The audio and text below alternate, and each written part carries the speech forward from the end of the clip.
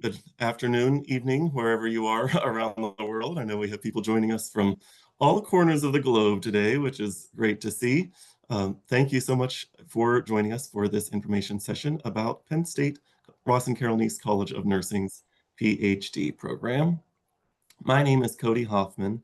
I am the Assistant Director of Nursing Student Recruitment for the Ross and Carol Neese College of Nursing, and I'm sort of host, I guess you could say, of this session, although several of us will be talking throughout the session.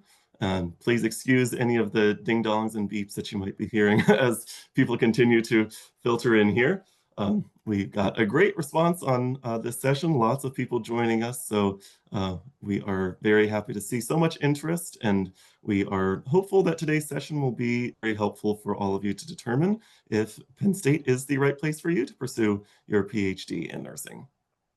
Just to give you an idea of what we're going to cover throughout this session, let me share my screen that has a little agenda for us. Let's see if this is going to work here. Okay, can I get confirmation that everyone can see that screen? Great. All right. So I'm starting off with our little introduction, and then I will hand it off to Dr. Vincia Pandian, our Associate Dean of Graduate Education. She will give you some background about Penn State and what sort of differentiates the PhD program in the Neese College of Nursing from other programs out there.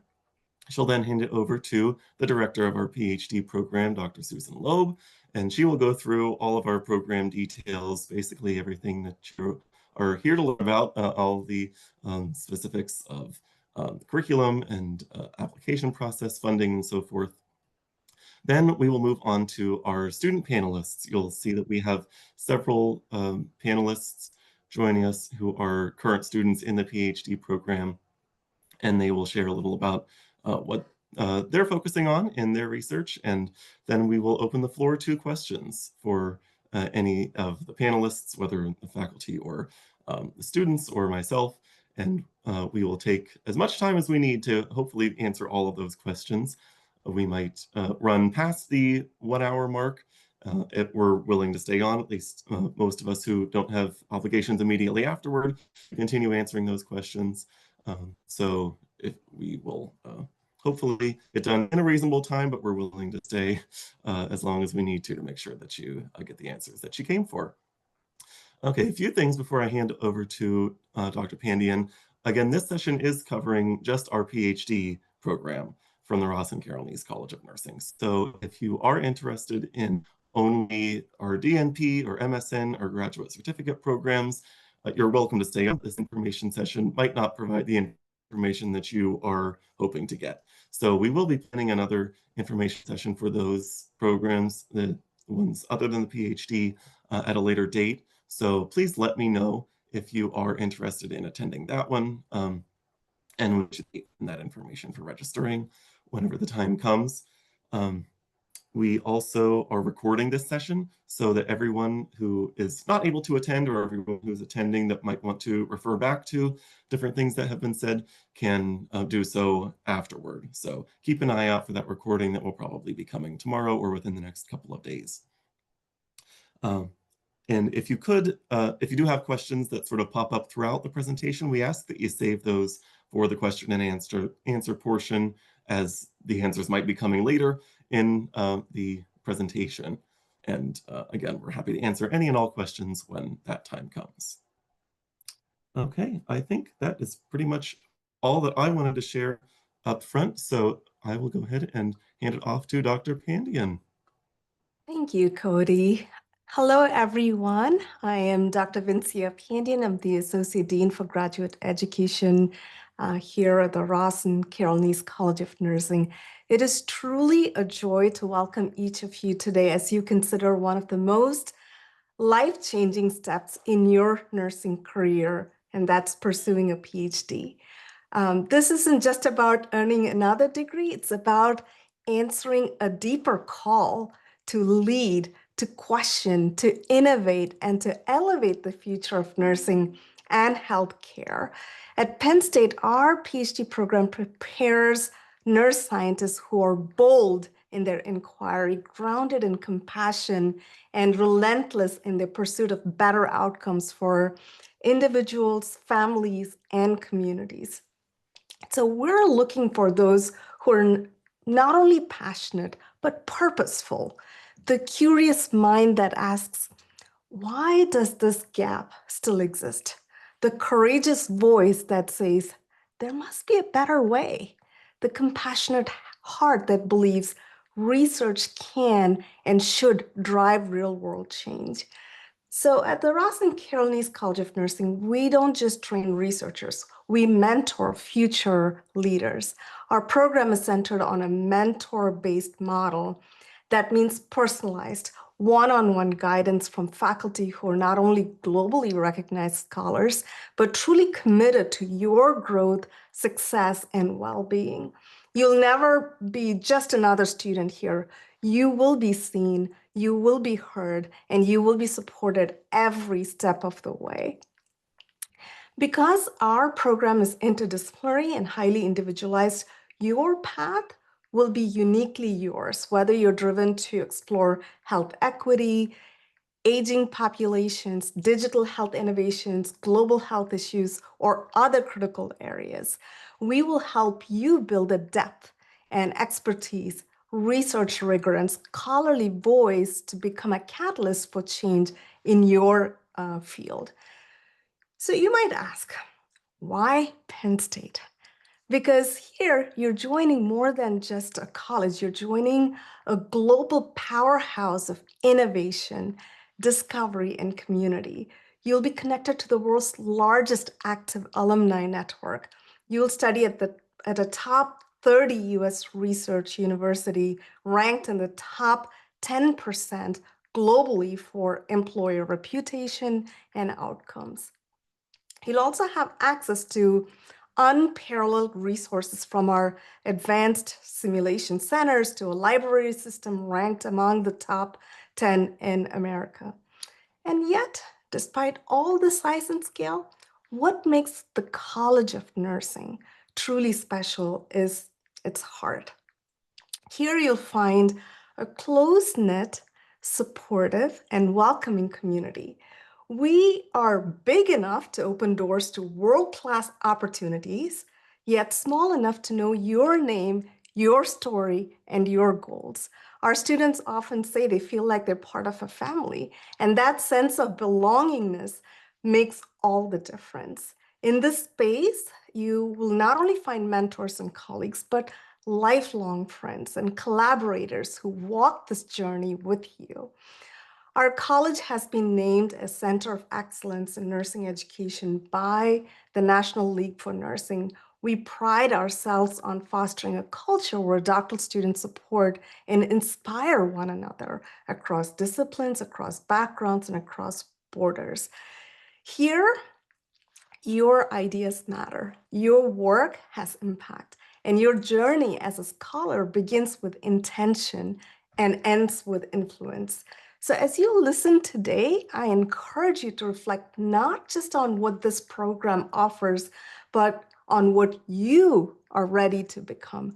Because when you choose to pursue a PhD at Penn State, as I mentioned earlier, you're not just enrolling in a program, you're stepping into a legacy of leadership, a culture of discovery, and a lifelong community that will celebrate you at every milestone. And I'm sure our current students will share their experience in terms of how their journey has been here at Penn State. So with that, it is my absolute pleasure to hand things over to Dr. Susan Loeb, professor, PhD program director, and I must add, one of the most dedicated mentors and nurse scientists I know. Dr. Loeb has empowered countless students to grow, thrive, and lead. And I know you'll find her insights today incredibly valuable. So Dr. Loeb, the floor is all yours. Thank you so much, Dr. Pandian, and I'm thrilled today to be joined here by colleagues such as Dr. Pandian and Cody and Morgan McAfee from our marketing department, and also a nice array of our current students, anywhere from going into their second year in the program to soon graduating within the next semester or so. So thrilled to have this diversity of student perspectives here from you today, which I think is just a wonderful resource for you. And also, I'm thrilled with how many prospective applicants are here. We even have a newly admitted student who will be joining us in the fall. So I'm seeing some familiar faces and some new faces. So I'm so thrilled to be with you here today. So just a bit then, Dr. Pandian has gone through really important information to get us launched. I just now want to give you some of the nuts and bolts, some of the specifics of the program, and this may inspire some questions for you at the end during that Q&A period. So the programs that we offer right now are the BSN to PhD, the MSN to PhD, the dual title PhD in nursing and bioethics, as well as the dual title PhD in nursing and clinical and translational sciences. Among our array of students who are here today, we have MSN to PhD students, as well as a dual title PhD student in nursing and clinical and translational sciences. However, if you have questions about the other two, I'm very well versed in that, and I'm sure some of our students and Dr. Pandian have insights they can share too beyond what I would share with you. Our dual title PhD programs are unique. There are not many of these across the country. So if either of those piques your interest, I can talk more with you in a one-on-one session about those. In terms of time to degree, the BSN to PhD students typically take about probably about 5 years to graduate. We have had some graduate quicker. The credits for that are 71. And then if you do the MSN to PhD route, typically time to graduation is 4 years, but we have had students graduate as quickly as in 3. In terms of our PhD curriculum, beyond the credits, our program, as Dr. Pandian had mentioned, is highly individualized because it's interdisciplinary in nature. And it really is designed to fit your needs.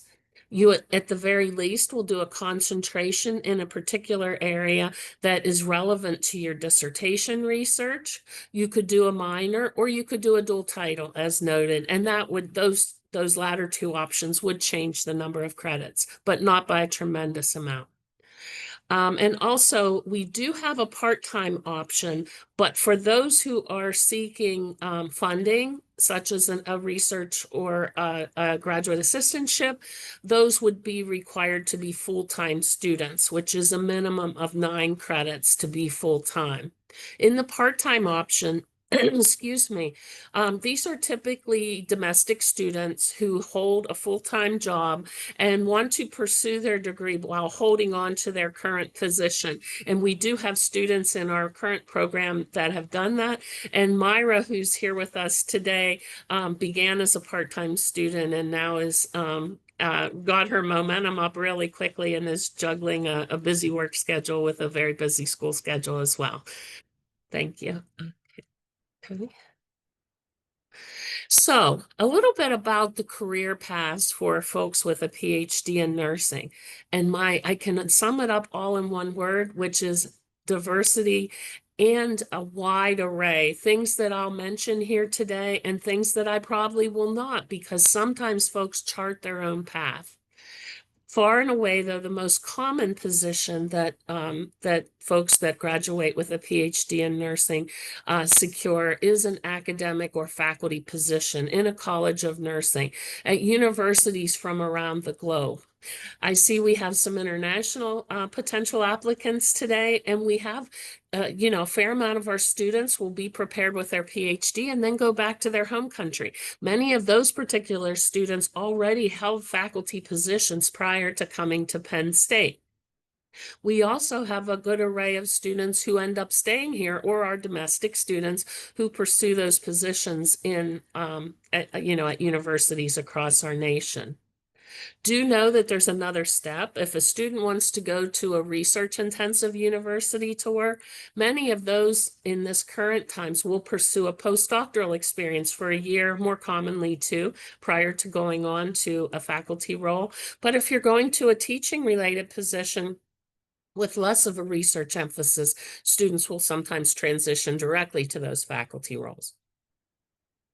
There also are strictly research positions in university settings, both in nursing and other health-related disciplines such as medicine, biobehavioral health, those sorts of disciplines. And these research positions oftentimes are in universities, but other times can be at major healthcare organizations where research is an important part of their mission. There also are small businesses that employ research scientists, and nurses oftentimes are in those roles, and we've had recent graduates who have pursued and found those opportunities. And then also community organizations and other community groups. We also have folks who have strong backgrounds in health leadership and go back to managing major healthcare organizations and healthcare teams as well.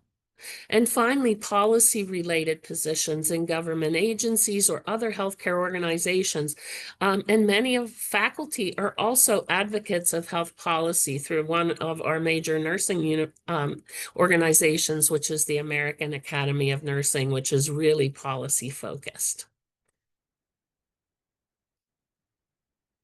In terms of cost and funding, for full-time students who are interested in funding, we do have a set of graduate assistantships. And what they cover is the full cost of tuition, as well as providing a monthly stipend for students to live on, and health insurance subsidies. And these are available to full-time students only. Students can expect to work 20 hours per week with their assigned faculty supervisor, and this can be research teaching or a combination of the two. And then typically our BSN to PhD students would secure 5 years of funding, assuming adequate performance, and then the MSN to PhD students typically are expected to finish within 4 years of funding. Okay. And as I mentioned before, the part-time students are not eligible for assistantships, but many times, as I said, these students are full-time workers, and many times healthcare organizations will reimburse students who are part-time and working full-time for their coursework as they complete it. So that's nice. If students are not receiving an assistantship, graduate tuition is charged on a per credit basis. So there, the students would be self-funding, and again, many times their employers are reimbursing for some of that. And then finally, there's a tuition and cost estimator, and this is most relevant to those who would be pursuing part-time and getting doing self-funding, that can give you an approximate cost of self-pay attendance in graduate courses at Penn State, because it varies depending on if you're an in-state resident, then like currently live in Pennsylvania, then it's a lower rate. And then out-of-state and international students would be at a higher rate, which is across the university, not something that the College of Nursing sets out. Okay, so this is probably the top question that I field from students when they initially reach out to Cody, and then and he provides them with information, and then they move on to me, is how do I go about applying? What are the important elements of the application to the College of Nursing? And I'm going to give you some information now that I think will be super helpful. And then if you have further questions, you can follow up with any of us after the and during the Q&A session. So the PhD curriculum is designed for a fall semester start. We do not at the outset plan to admit folks for spring semester, because then you're just a bit out of sequence. That being said, we have had situations where a student had planned to say come in the fall and maybe had some difficulty. Could have been, maybe a family situation, difficulty with a visa, those sorts of things, where we have permitted a student to defer to the spring semester in those situations. In fact, we had one such case last year, and then I just worked closely with that individual student to get them up to speed in the spring. And, they engage right away with the doctoral student organization and strategies like that. But for the most part, we are doing fall semester starts because we have a very robust orientation at that time. It's the better part of a week, usually 3 days, sometimes 4. This fall, it'll be 3 days. And then for students who are international students, there's a corresponding international student orientation during that time period as well that we coordinate with. So there's little, if any, kind of overlap that needs to be accommodated. We do ask that you submit your application on or before December 15th of the preceding year. So that means if you have intentions and would like to attend in 2026, starting in August, that you would need to get your application into us before December 15th of this particular year. And all students actually submit their graduate school application through the Fox Graduate School portal. So you're not emailing us, CVs and transcripts and things like that. That all goes into the Fox Graduate School portal. And I did embed a link here for you. And there is a $65 fee for U.S. applicants and an international applicant fee of $85 for an application. Right? So in terms of the materials, I mentioned a few of them already, that being the CV and transcripts from any higher education institution post-high school.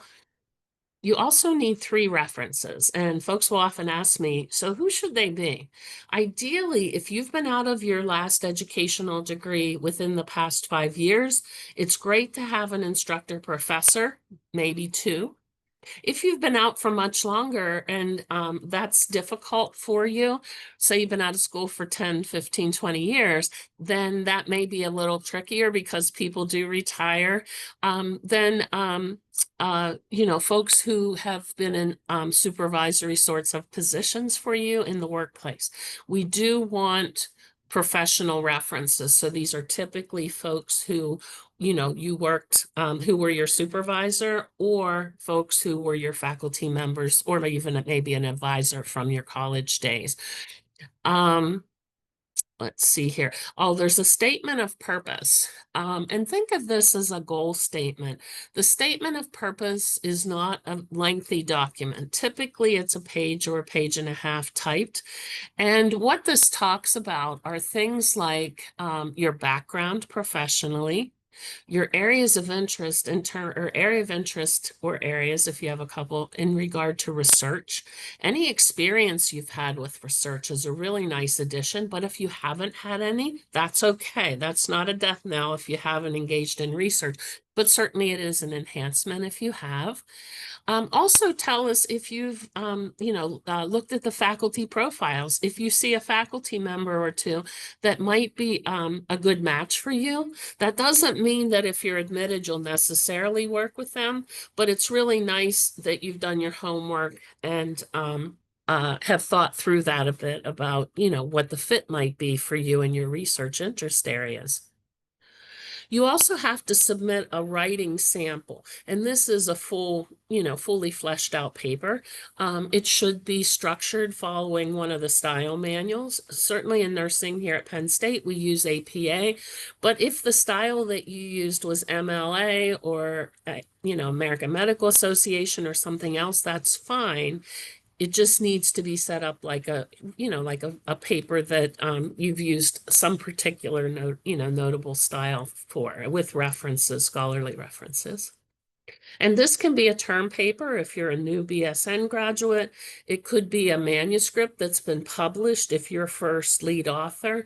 And it also could be some other unpublished scientific paper that maybe you needed to do in the workplace that was largely authored by yourself.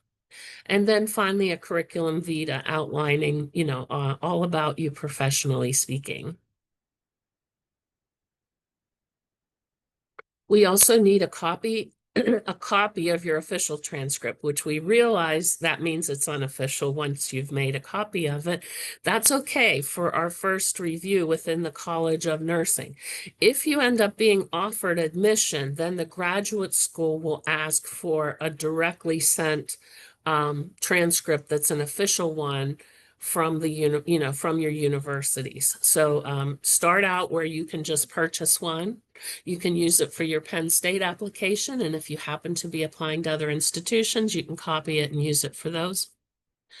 Also, if you are an international student from a country, and there's a list of them on Penn State website, but for instance, students that we historically get, say, from Ghana or Nigeria, they're not required to take a English language proficiency exam, or if you're from, the UK or some of the other primarily English-speaking nations. But a lot of students do need to take one of the English language proficiency exams, and these are the criteria, the scores that we are looking at for minimum criteria. GRE scores, or graduate record exam scores, are optional, but if they are there, then we do evaluate those. And then once we go through the committee's evaluation of folks' written applications, then select students from that group, those who bubble to the top in terms of the criteria that we're looking at, which are those materials that I've just discussed, are invited for a Zoom interview following that review of applications. So that's a subset of all of our applications. And this is scheduled by typically Cassidy Kesner, who's in our graduate office, who some of you, I'm sure, have already communicated with, and she's lovely and very helpful and very knowledgeable. And anytime you have questions, you can also reach out to me.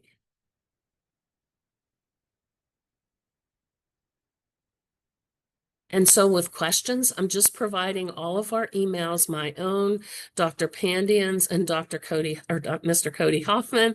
And then in terms of our students, we do have a really nice website with our current students there. And thank you for the applause. And their contact information is there too. And I think that's for most of the students that you'll see here today, if not all. And I will pass it along now for our esteemed PhD student representatives to tell us a bit about themselves. And how about we go in the order of your pictures? Sorry, Nahida, that means you're first, and we'll just proceed across the top, and then we'll end with Myra. So I'll let you take it away, Nahida. Thank you so much, Dr. Love. So, hi everyone, very good morning. So, I am Nahida Akhtar and I am a fourth year PhD student. I will be defending very, very soon. So, I am genuinely from Bangladesh. I started my PhD program here at Penn State 2021, and I always proud to say like this is my second home. I always feel like this is home for me. So as for research interest, I actually do some work in long-term care setting, specifically for nursing home residents. And I also look at staff's satisfaction, burnout, those things, those are important. So also my research is looking at person-centered care implementation, which is also another important thing for long-term care setting, basically. So is there anything I should talk about, Dr. Love, or I've covered? Okay, perfect. Thank you. Okay. All right. Hi, everyone. Oh, okay. You will be next, DJ. Sorry. Yes, I'm sorry. You are. I mean, go ahead. Yeah. Oh, you can start with that. Okay, I guess we'll go across the top. Yeah. Hi, everyone. My name is DJ. I am going into my 5th year as a PhD student. I am in the dual title program for nursing and clinical and translational sciences. My clinical background was pediatric critical care before coming into the program, and I realized during my practice that I had a real passion for working with adolescents. My research now focuses on the impact of puberty and its timing on mental health outcomes. And because of the dual title nature of my plan of study, I've actually also been able to simultaneously look at the ways in which artificial intelligence can augment and impact the research across developmental trajectories from childhood through adolescence, and then up until adulthood.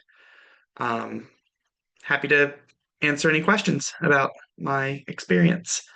Love to be here. Thanks, DJ. Solomon? Yeah, thank you, Dr. Loeb. Hi, everyone. I'm Solomon Tagbo from Ghana. I'm a nurse by profession, and I did some nursing education over some couple of years. I've worked as a general nurse for some time and have developed some passion in management of chronic diseases. So my research interest is focused on management of type 2 diabetes. I'm leveraging on the relationship that exists between family caregivers and then older adults with type 2 diabetes. Over some time, we have realized that, family ties play a lot of role in terms of treatment compliance. And so I'm kind of leveraging on this kind of relationship that exists among them to be able to improve upon their compliance to treatment and also their overall, quality of life. Yeah, thank you. Thank you, Solomon. Habiba? Yes, hello everyone, and thank you, Dr. Loop. My name is Habiba Almanji. I am originally from Oman, one of the Middle East country. I work as a nursing faculty in Oman for almost 12 years. And this is my second year of PhD program in nursing here in Penn State. I really enjoy taking this program here because the program is very well structured and led by highly professional and supportive administration, director, mentor, and faculty. And my research interest is this one, socio-cultural barriers to physical activity among elderly in Oman. Thank you so much, Habiba. Olu? Thank you, Dr. Loeb. Hi, everyone. Nice to meeting you all here. I see some faces, then I miss several faces here. So I am Olus. My full name is Carolus Wangi. I'm originally from Indonesia. This is my 5th year, and I have like a research interest intersected between nursing, bioethics, health, and including the ethical, legal, and social issue in genomic, like in the bigger picture. And I'm deeply committed to advocate people with genetic conditions or vulnerable groups and concerned with their dignity and health equity issue. So in my particular research, I use like a nursing ethics lens to address bioethical issue in healthcare practice, including inform the policy. And my dissertations, it's exploring bioethical issue related to dignity in patients with transfusion-dependent thalassemia and including their nurses, and include the issues related to health equity, to gene editing technology, therapy for patients with transfusion-dependent thalassemia in the context of patient care in low and middle income settings. So my work, it's like international recognized. So I'm doing my data. I had finished my data collections in Indonesia and funded by Center of Nursing Research in Penn State Ross and Caroline's College of Nursing. Thank you. Thank you so much, Olus. And thank you. And we'll move on to Nawal. Hello, everyone. So, sorry, move the video because it might interrupt in between because of the internet. So I'm Nawal, I'm from Oman. I worked as a nursing instructor at Oman College Health of Science, teaching undergraduate nursing student. So my academic journey spent internationally with a bachelor from Villanova University, US, and both my master and postgraduate education from Cardiff University in UK. So currently I will move to the third years for PhD program, and under guidance of Dr. Loeb, my focusing on post-stroke cognition, particularly social determinants of health and family resilience in stroke survival. My passion for pursuing this PhD stemmed from my desire in advancing nursing education and research in Oman, where I have observed a significant gap in understanding the social and family factors affecting post-stroke recovery, especially in the Middle East, Eastern context. So I would like to add like why I chosen Penn State's. As you know, Penn State, I have two, I would like also to share this an experience with you because the location of Penn State itself and support system. So as you know, Penn State in State College, which is provide a safe and welcoming environment, especially for my family, with an excellent schools for an active international community. And the faculty here, especially in the nursing program, they have incredibly supportive, understand the unique challenge of the international student facing and provide a guidance beyond just the academic. They create an environment where the research team will grow and students are encouraged to grow both professionally and personally. And thank you. Thanks so much, Nawal. And finally, last but not least, Myra. Hi, thank you, Dr. Loeb and Dr. Pandian and Cody. So my name is Myra DeLuca, and I am a very local student. I've lived near Penn State for my entire life. I received my undergraduate degree from Penn State. I went on to get my master's degree, and I've been a certified nurse midwife for over 12 years. I've worked in a multitude of settings, birth center, home birth. I currently work at a large teaching hospital. And I work full time, and I am in the part-time program, like Dr. Loeb had said.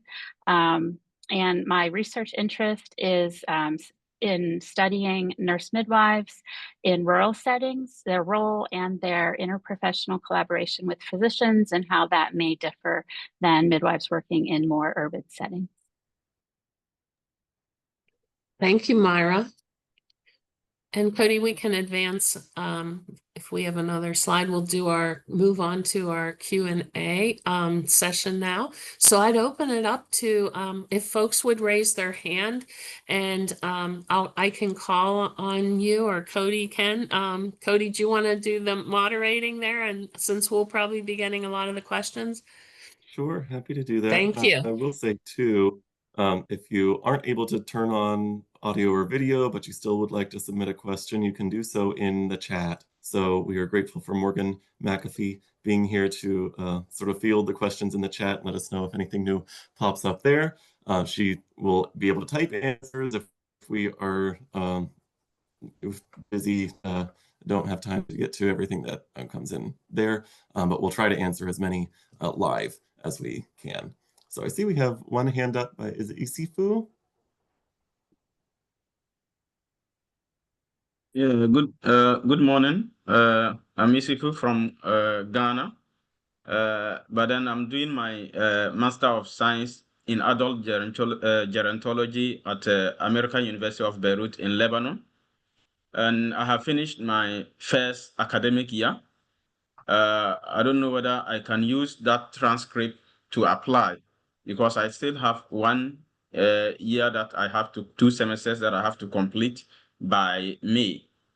So I don't know whether if it will be possible for me to use the one academic year SME transcript during my application. Absolutely, Isifu. You're thinking you will graduate like in May or June of 2026. Am I interpreting that correctly? Yes, please.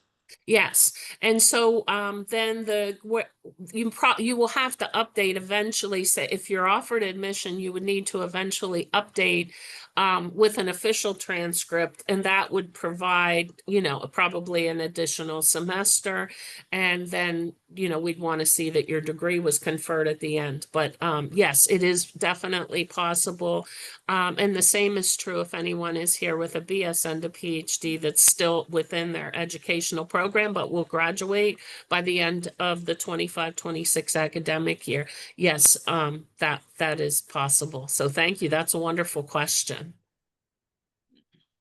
And my second one is about the funding and that of visa issues. Of late, we have had issues with the immigration issues regarding visa, granting visas to students, and the issue of overstay has caused or has brought some disease. I don't know how that can be guaranteed, whether if you get admission, is it possible or easy to get the visa?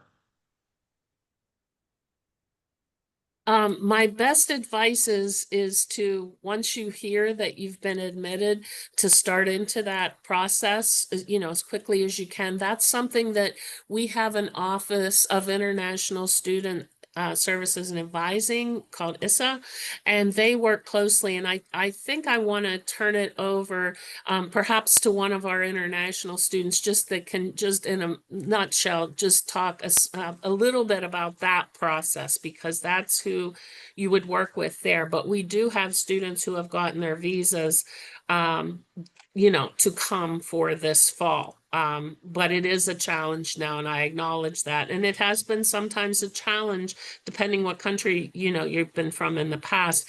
But again, what we've done is to accommodate those students, if, you know, is that we will permit them to defer a semester and start in the spring if they still need more time to secure that. How about Nawal? You've been, you know, you're going into your third year. I'm trying to think. Solomon, how about I have you address that question for us?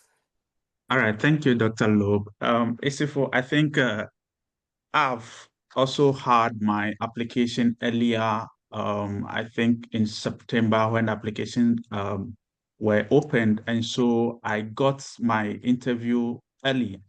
And so that also translated into an earlier admission offer in, I think, first week in December. And so international office reached out to me and I started my visa applications very, very early, I think in January. And so if you make your application early and get some quick responses, you can start the process early and you'll be able to go through that. What we know currently regarding F1 visas is that the social media aspect that they have added is what possibly could cause some administrative delays at the embassy. And so those are few things that as a student you may be cautious about whilst having future plans to school in the US. And so I think you need to plan ahead, start the application early, and then when you get a good response, then you start your immigration processes and just be cautious about who do you follow and all that. And I think you'll be fine. Thanks. Thanks so Okay, much, that's great to Solomon. hear. And Okay, thank you so much. You're welcome, Isifu. And Morgan kindly put a link in the chat for anyone who wants to learn more about our global office or the International Student Advising. So, Okay, I think I have another question regarding publication. and Is it compulsory to? Isifu, if I could just ask you if we can take another potential Okay. applicant, and then we'll come back to you if time, and otherwise you can follow up with me. Sound good? Yes, that's okay. That's okay. Thank you so much. Okay, I see Mark has raised a hand. Do you want to go ahead? Hi, yes. I had a question for DJ just about the timeline that you experienced when you were applying to the CTS dual degree. PhD because I'm interested in pursuing that option. I kind of wanted to figure out what it was like in terms of like getting admitted to the nursing PhD and then kind of applying towards the CTS dual title. Sure, I'm happy to talk about that. So from a logistical perspective, as I think you've probably already alluded to and understand, the first step is getting admitted into the PhD in nursing program. Once you're admitted into the PhD nursing programs, towards the end of your first semester, you'll begin to synthesize an application to the Clinical and Translational Science Institute for admission into the CTS dual title portion, with nursing being your primary major, your primary academic home. The application generally requires a bit of a discussion on what you'd like to do with your understanding of translational science and how translational science could potentially impact your career trajectory. And at the same time, you'll have the opportunity to attend a course. It's called Clinical and Translational Science Colloquium, while your application is being reviewed, and you sort of get the opportunity to have a better understanding on what CTS is and how it impacts nursing. Did that answer your question? I'm happy to go into more detail about something if that would be helpful.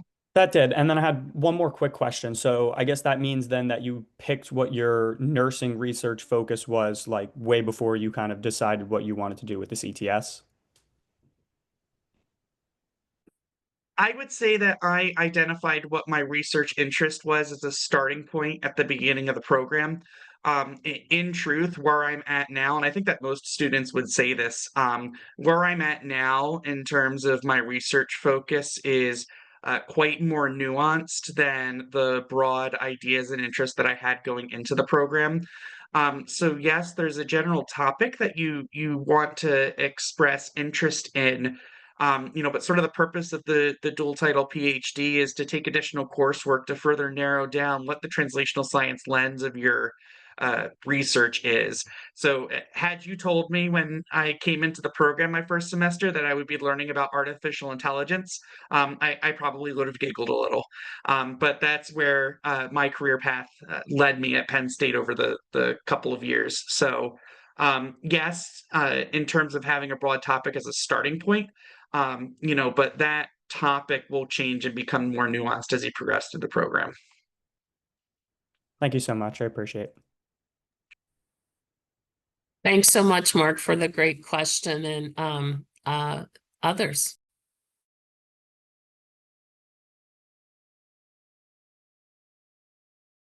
Hi, good morning. Namaste. This is Abhishek, and I'm from New Delhi, India. I'm a registered nurse and a midwife. I've done my master's in nursing with mental health nursing from the University of Delhi. Currently, I'm working as a nursing academician with the College of Nursing, where I'm teaching the postgraduate and the undergraduate nursing students.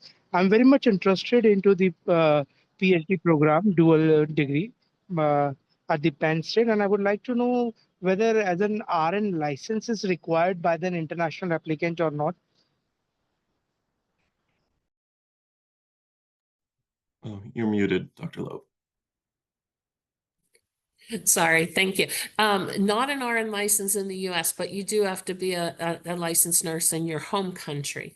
And then typically I will tell new students that sometime during their academic journey at Penn State, if they have notions that they may wish to stay in the US to work and live, then they should pursue that NCLEX, that RN license in the US.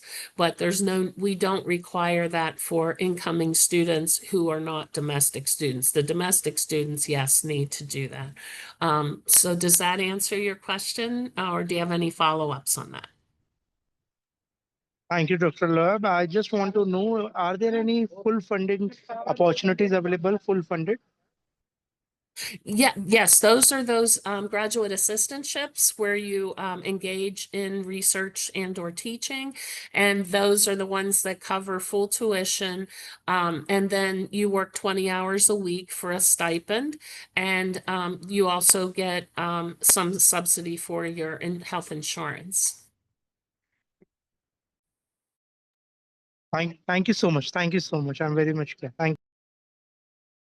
Of course, my pleasure. Do we have any other questions?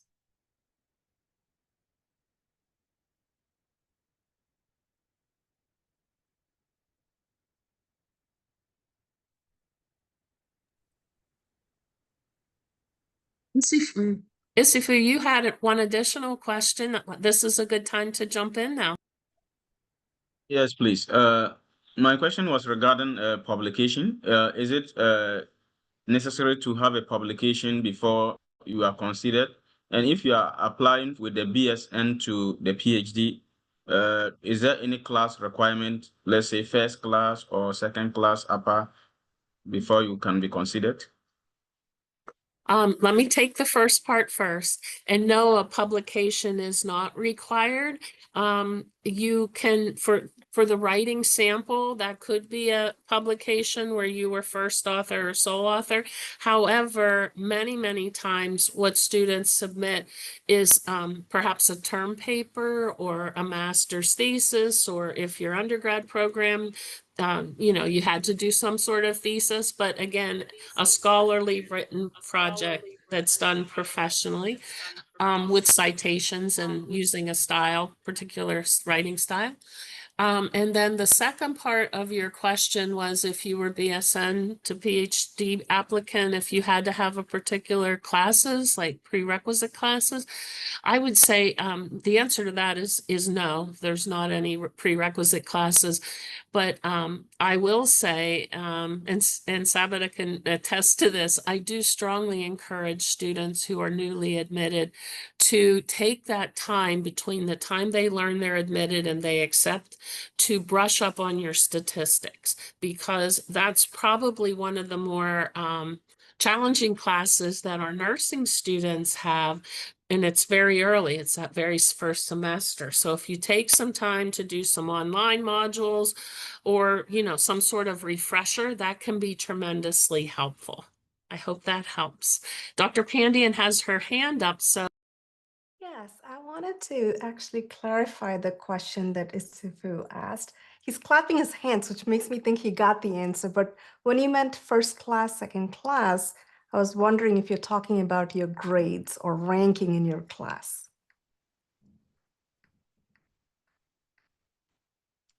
Isifu, maybe you can clarify your question a little bit more.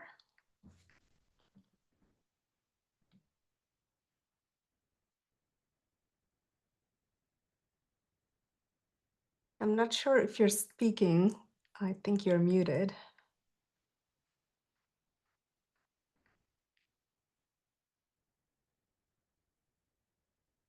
Solomon, maybe you are familiar with the first class, second class question?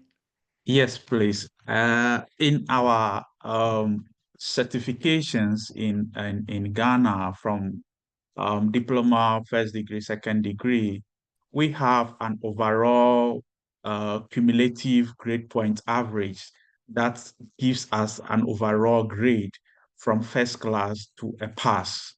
And so most of our education requirements, we look at, some institutions look at a second class lower as the least, grade you can get before you can be eligible to make an application for a higher, program. And I think that is what he's referring to, whether Penn State requires that you should have a minimum grade point average of, a second class lower or a second class upper.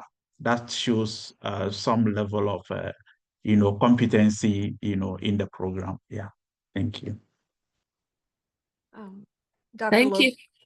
Thank you for that clarification, Dr. Pandian, and also Solomon for giving that firsthand example of what that of what those classifications can mean in other countries. So I appreciate that. One of our panelists, student panelists, Nikita Akhtar, she had some, Cody, if you can permit her, she has some slide shots that she wanted to share with the students in attendance that she thought might be interesting and relevant to them. So if Cody, you can permit Nahida to share her screen, that would be much appreciated. Sure. And Myra, thank you for joining us, and totally understand you need to transition to your next meeting. And Myra said students can or potential applicants can follow up with her via email if needed. Nahida, do you have the share option yet on your screen? Oh, Dr. Lowe, I just need to make it clear, I guess. So I just wanted to ask you and other people as well. I've taken some screenshot when you guys were presenting some slide screenshot. So I was also thinking to share with some other, students I know. They texted me, they are basically from Bangladesh. So they texted me over social media, I mean on Facebook. So I was just asking, like, is it okay to share those slide shots I just took in this session with them? So that's the thing I was asking you. Oh, you'd like to follow up with them then, you're saying? Is that Right, yeah. right. Oh, okay. So not right now. I misunderstood. My apologies. Yes, that would be fine. Thank you so much. You're welcome. Do you have other questions, attendees, that we could help you with? And you can say who you'd like to direct them to too.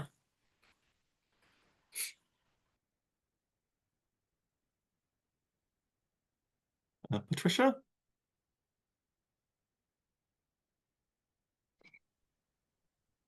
Hello. Hello. Yes, good day. Please, I have two questions that I would want to ask. I'm Patricia from Ghana. My first question is, do you require some number of experience before you can be admitted into the school? Number of experience as a registered nurse before you can be admitted for the PhD program? And do you require registered nursing license from your country of residence or from the country you are coming from as an international student? Do you require registered nursing license? Thank you. Absolutely, Patricia. So I believe your first question had to do with particular experience and in regard to, say, a BSN to a PhD applicant. No, student or prospective students can apply directly from their baccalaureate program to attend the PhD program. So that we don't require, any particular years of experience. And in terms of a nursing license, yes, we do require that that students have a license to practice in their home country, or if they're U.S. Residents, then a U.S. License.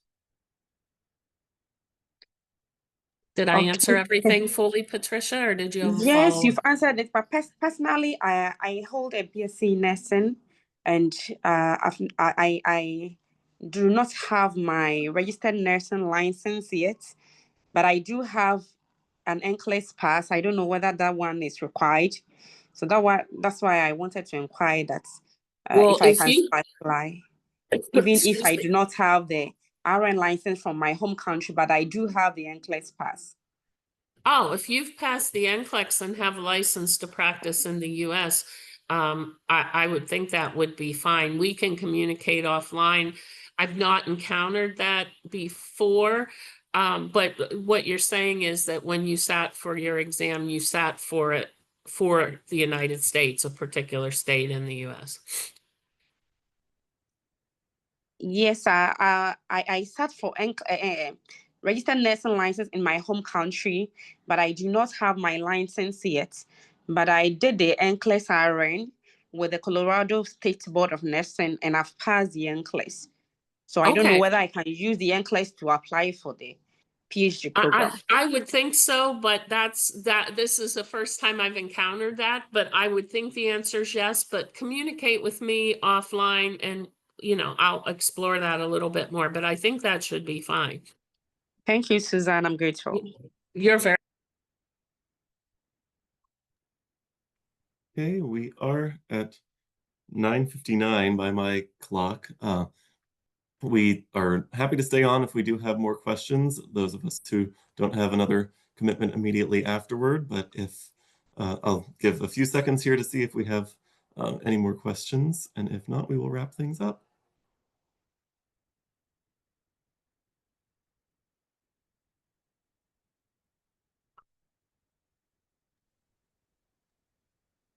I'm not seeing anybody, Cody.